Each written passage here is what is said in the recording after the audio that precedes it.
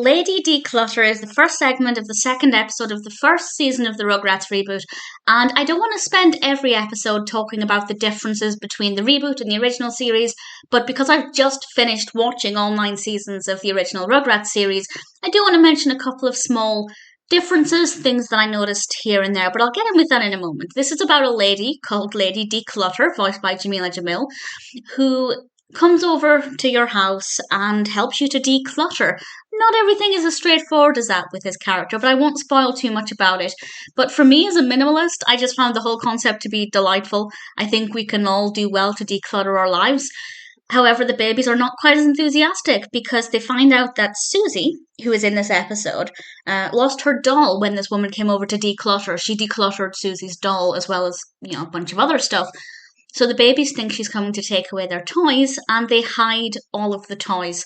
To be honest, what I found quite interesting with this is that most of the episode and most of the humour and the comedy, it doesn't actually come from the babies. There are a few bits here and there. Phil has a hot dog in his head, and there are a couple of small things. But for me, most of the humour actually came from Lady De-Clutter in the way that Didi in particular responded to her. Betty as well was absolutely brilliant. So I thought that was quite interesting that the babies almost had not quite a back seat with this, but it felt like they were secondary to the narrative for most of it. So I thought that was a little bit interesting, but they were still very good, still very cute. Phil and Lil in particular, there's one point when they're crawling towards the camera, and it's just absolutely adorable.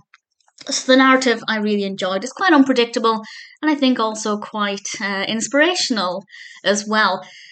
There are a few things that are interesting compared to the original series. The adults' voices are going to take a little bit of time to get used to. The babies are, the voices are the same, but with the adults, there are just slight differences. I think they've done a good job with the voice casting for the adults, but here and there are a couple of things. For example, Didi is definitely a different voice, but it sounds similar, whereas Stu was fantastic, spot on. If I'd heard the clip of Stu talking, I wouldn't have been able to differentiate between classic series and the reboot. The other thing that I noticed works differently, but actually in its favour, is the detail in a lot of the fabrics and the textures. For example, Phil and Lil's outfits are so textured.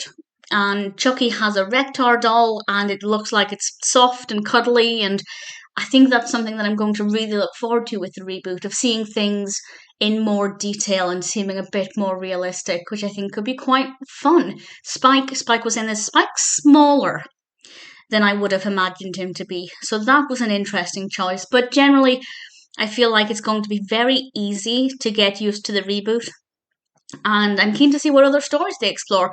For Lady De-Clutter, I found it to be very inspirational, but also very unpredictable.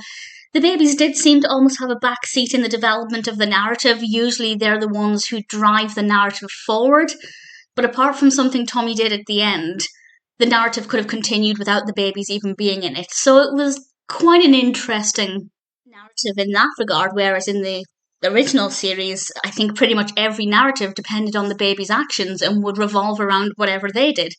Not so much the case here, as I said, apart from something Tommy does at the end. So we'll see what the rest are like, but for now, I'm feeling quite hopeful.